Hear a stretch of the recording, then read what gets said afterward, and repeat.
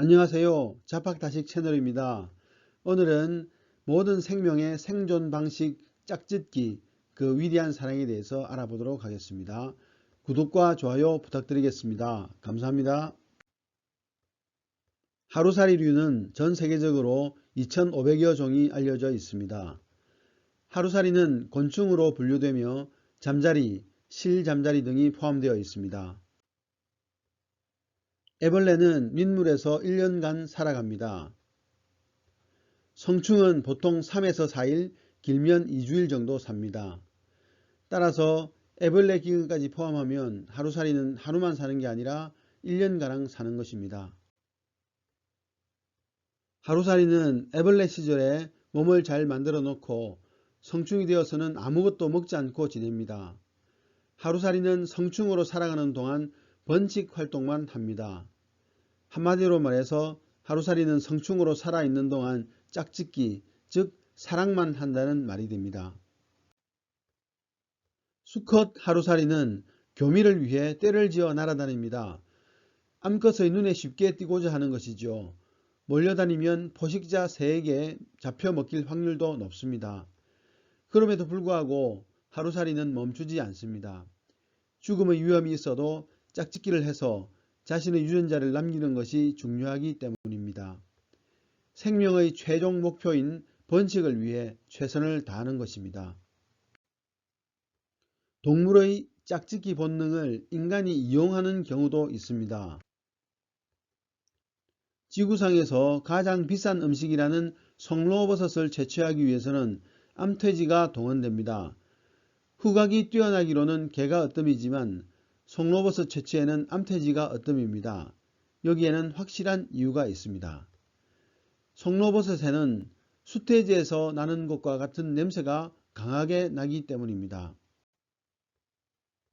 암퇴지는 땅속 깊이 있는 송로버섯의 냄새를 맡고는 수태지가 있는 줄 알고 미친듯이 땅을 파헤칩니다.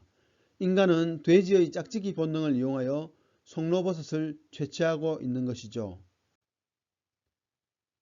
나방의 경우 발정기의 암컷이 페로몬을 발산하면 그 미세한 냄새에 취한 수컷은 1에서 2km 되는 먼 거리까지 암컷을 찾아갑니다. 나방은 해충으로 분류되기 때문에 나방을 잡기 위해 이 암컷의 페로몬을 이용하는 것입니다.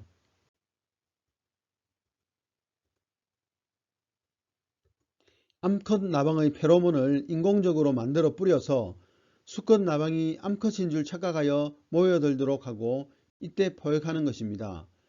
암컷 나방을 향한 수컷의 사랑은 죽음으로 끝나고 맙니다.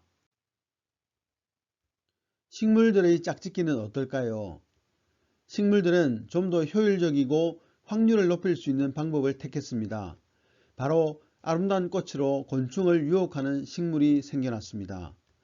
이를 현화식물이라고 하는데 꽃은 동물의 생식기 역할을 합니다.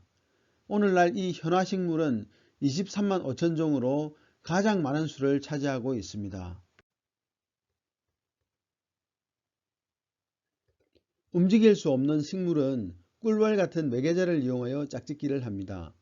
꿀벌은 꽃에 있는 꿀을 취하기 위해 꽃을 찾고 식물은 그 꿀벌을 매개자로 짝짓기를 하는 것입니다. 식물의 사랑은 가엾습니다. 자신의 짝과 어떤 접촉도 못하기 때문입니다. 짝짓기는 생물의 최종 목표인 번식을 위해 필요한 것입니다. 하지만 사실 짝짓기는 번식에 있어서 아주 불편한 방식입니다. 에서 시간과 자원을 낭비하며 짝을 찾는 노력 없이 자신의 복제품을 만들어내는 것이 번식에 있어서 더 유리합니다. 생물의 세계를 들여다보면 많은 생물이 유성생식을 합니다. 다시 말해 짝을 찾기 위해 무진장 노력한다는 말입니다. 왜 짝짓기를 해야 할까요? 유성생식의 장점이 크기 때문입니다. 유성생식을 함으로써 후대에서는 선조에게는 없던 새로운 유전자 조합이 생겨나게 되고 이를 통해 급격한 환경 변화에도 살아남을 수 있게 됩니다. 이 모두가 사랑 때문입니다. 사랑은 정말 중요합니다. 그리고 위대합니다.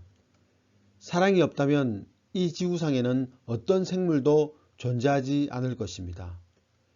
오늘의 참고도서는 꿈결 출판사의 친절한 과학책이었습니다. 감사합니다.